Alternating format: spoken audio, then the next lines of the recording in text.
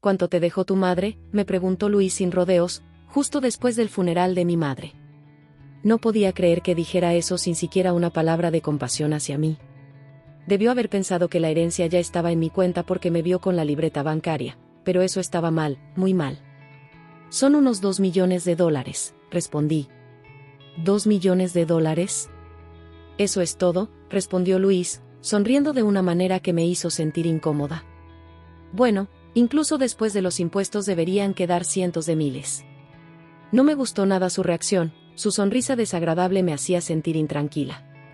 No sabía qué estaba planeando, pero estaba segura de que las cosas no saldrían como él quería. Al día siguiente, Luis comenzó rápidamente con su plan, pero su pensamiento superficial le iba a costar todo, simplemente todo.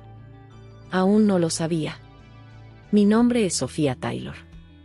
Me casé a través de un matrimonio arreglado cuando tenía 19 años. El nombre de mi esposo es Luis y trabaja para una empresa. Él es 3 años mayor que yo y es el hijo mayor de la familia García. Sin embargo, aunque se le llama el hijo mayor, su hermano menor, Martín, se fue de casa después de graduarse de la universidad, y no hemos estado en contacto desde entonces. Así que a Luis lo trataron como a un hijo único, y mis suegros lo querían mucho. Honestamente, yo no quería casarme con Luis, pero mi madre venía de una familia que había estado dirigiendo un negocio durante generaciones. Estaba en una posición en la que no podía ir en contra de lo que mis padres decidían. Así que terminé casándome con él. Luis tampoco podía rechazar el matrimonio porque su padre estaba en el negocio. No nos casamos por amor, fue un matrimonio muy lejos de la felicidad. Desafortunadamente, no pudimos tener hijos. Como nos casamos jóvenes, fue difícil aceptar que no pudiéramos tener hijos, y esperaba que tener un hijo mejorara nuestra situación. Pero incluso con las visitas al hospital, no sucedió. Oye, mujer estéril, ¿ya terminaste las tareas? Al principio, mis suegros, que me trataban bien cuando era jovencita, empezaron a llamarme estéril al cabo de unos años. Quiero decir, deberías poder hacerlo si haces lo que se supone que debes hacer. Es un desperdicio de dinero ir al hospital, me decía mi suegro todos los días. Pero Luis nunca me defendió, mientras mis suegros me regañaban, él leía el periódico o se echaba una siesta roncando. Incluso cuando yo quería un cambio y le decía que quería trabajar, él me respondía, si vas a trabajar, la gente pensará que no nos va bien, y no me dejaba salir de casa. En esa época, era común que las mujeres se convirtieran en amas de casa después de casarse. Sin embargo, vivir sola con mi suegra era, honestamente, una pesadilla. Nadie me ayudaba. No podía preocupar a mis padres diciéndoles lo que pasaba, y no podía escapar porque nuestro matrimonio estaba ligado al trabajo. Aún así, pensaba que algún día sería recompensada y aguantaba desesperadamente todos los días. Sin embargo, sin importar cuántos años pasaran, la situación nunca mejoró. 19 años después de nuestro matrimonio, cuando cumplí 43 años, mi suegro murió en un accidente. Ese incidente llevó a descubrir que su empresa había estado evadiendo impuestos.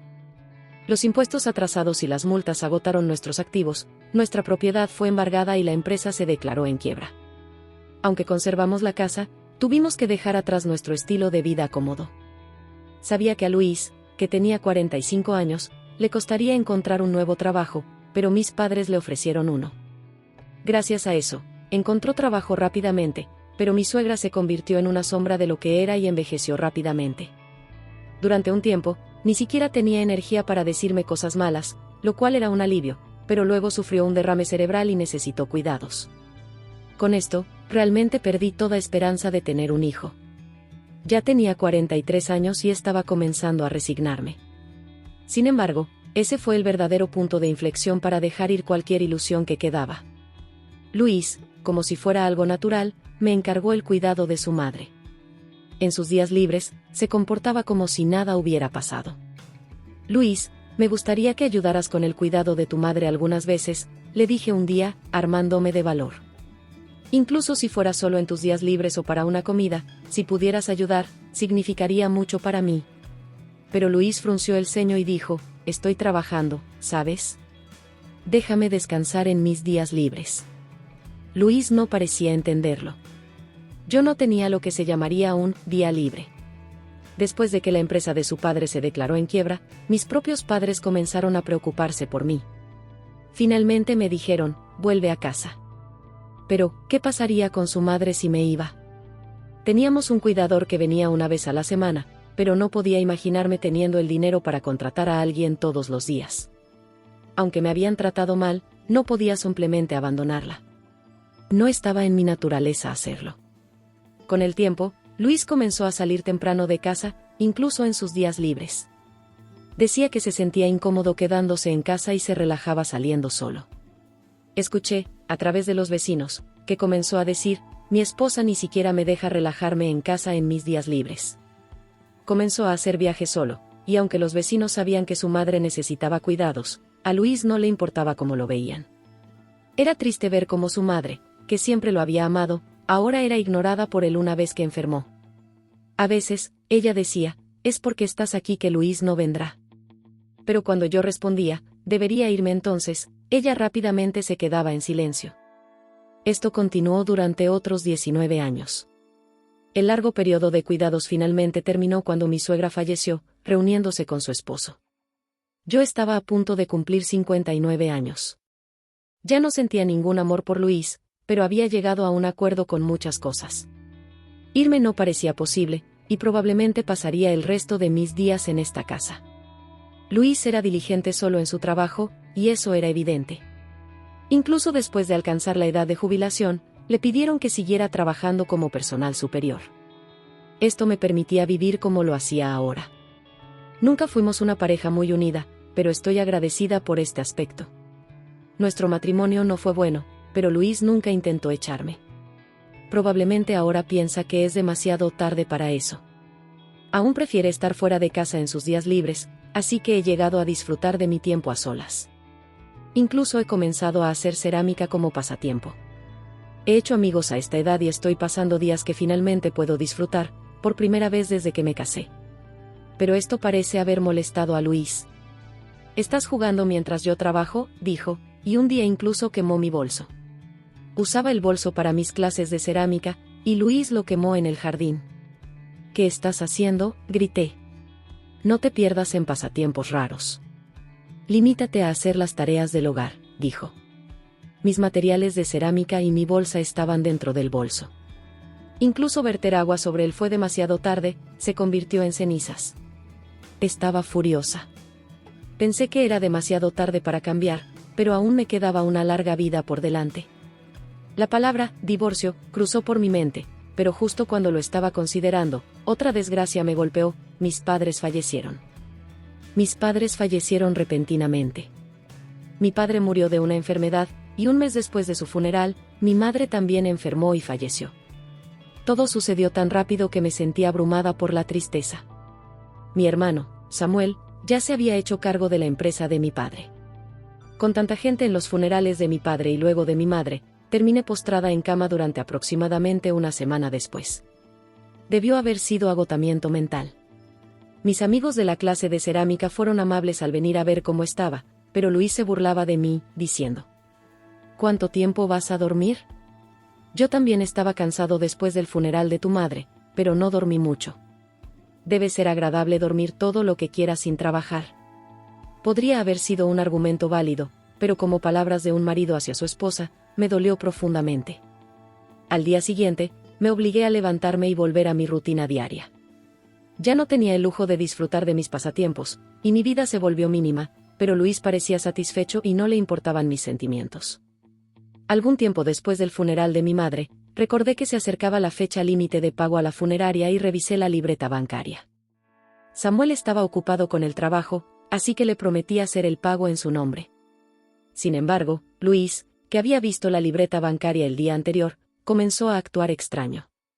«Entonces, ¿cuánto fue la herencia de tu madre?», me sorprendió con esta pregunta justo después del funeral, sin una sola palabra de preocupación por mí.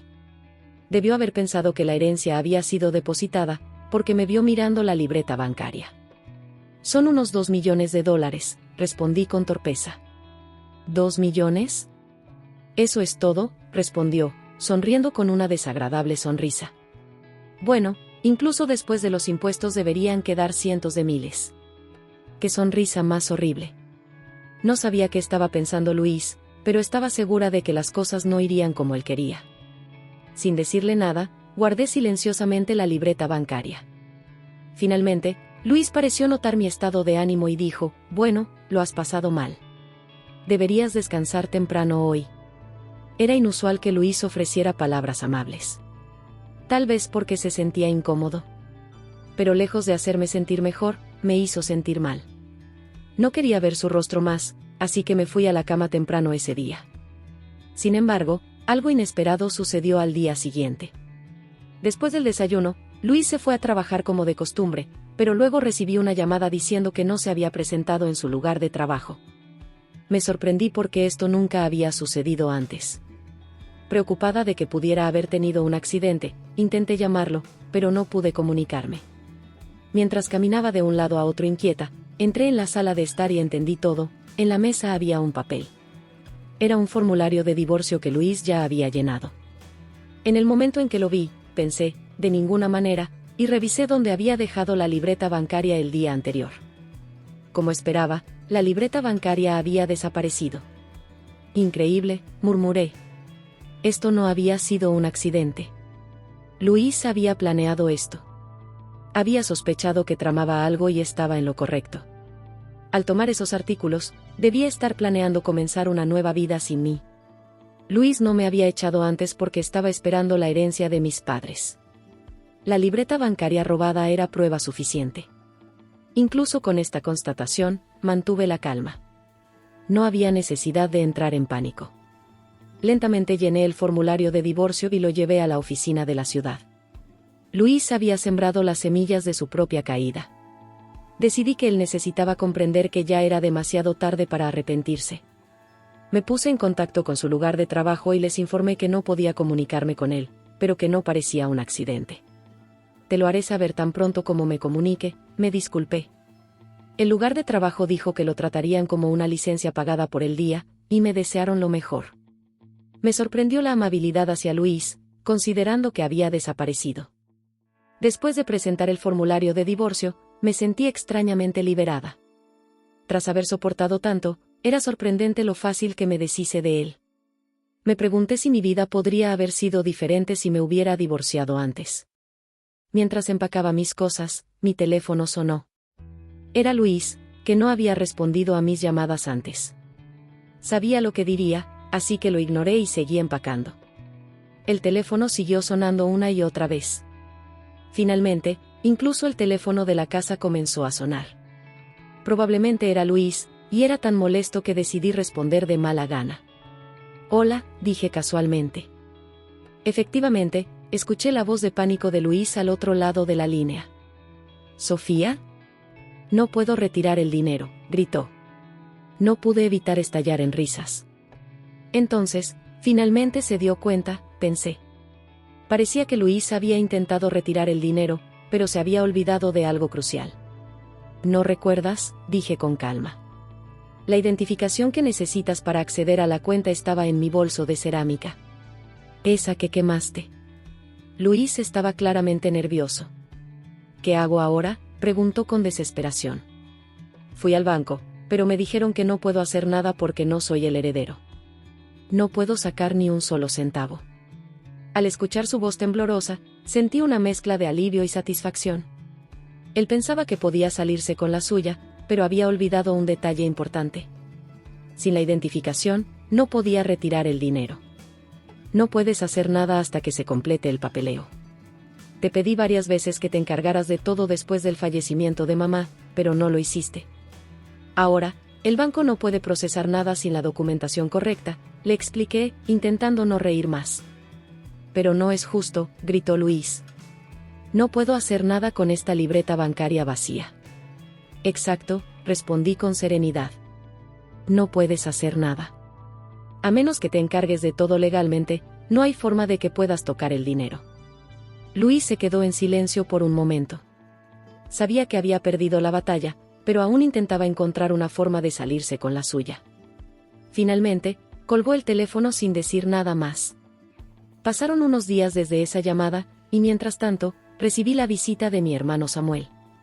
Estaba preocupado por mí y vino a asegurarse de que estuviera bien.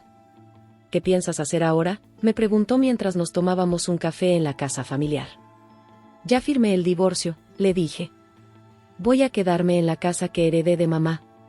Es un lugar tranquilo y lleno de recuerdos. Samuel asintió, comprendiendo mi decisión. Luis te ha causado mucho daño durante años, Sofía. Estoy feliz de que finalmente hayas decidido ponerle fin a todo esto. Sí, respondí, mirando el jardín por la ventana. Finalmente estoy libre. Ese mismo día, decidí ir al banco para actualizar la libreta bancaria y formalizar el traspaso de la herencia de mi madre. Mientras estaba en la fila, escuché una voz familiar. Era Luis, y a su lado estaba su hermano menor, Martín, con quien apenas había tenido contacto durante todos estos años. Sofía, gritó Luis desde el otro lado del banco.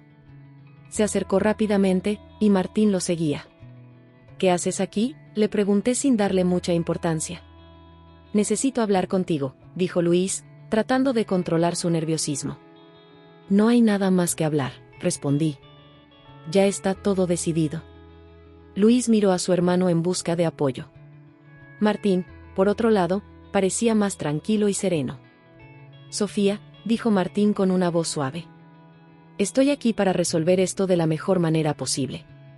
Mamá me dejó una carta antes de morir, en la que especificaba que todo su patrimonio debía ser tuyo.